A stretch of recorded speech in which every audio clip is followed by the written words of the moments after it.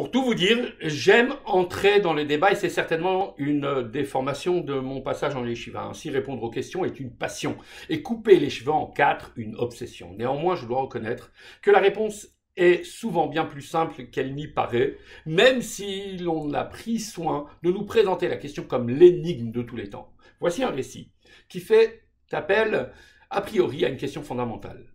Écoutez, et vous serez certainement surpris par les deux réponses apportées. Un maskil, un partisan de l'assimilation dans l'esprit des Lumières, interpella cyniquement le Tzemar Tzedek, le troisième rabbi de Lubavitch, et lui posa une antique question, la question qui troubla tous les théologiens débutants. Pensez-vous, dit-il, que Dieu puisse créer un objet qu'il ne pourrait porter? Je précise ma question. Supposons que l'objet en question soit une pierre. Dieu peut-il créer une pierre qu'il ne saurait porter?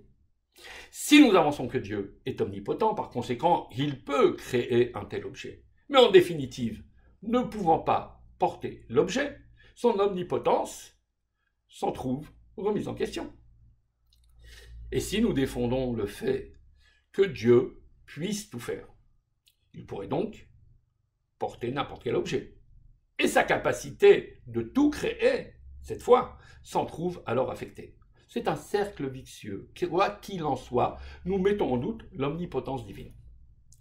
Le rabbi répondit à cet homme en dépit du caractère moqueur de sa question. Permettez-moi de vous donner deux réponses. Tout d'abord, la question est absurde, car ce n'est pas un défaut d'être parfait et de n'avoir aucun handicap. Aussi, le fait que Dieu ne puisse créer un objet plus fort que lui n'est pas un handicap, mais une qualité. L'autre réponse est bien plus profonde. En fait, Dieu a effectivement créé un objet qu'il ne peut porter. Cet objet est le libre arbitre qu'il a offert aux hommes.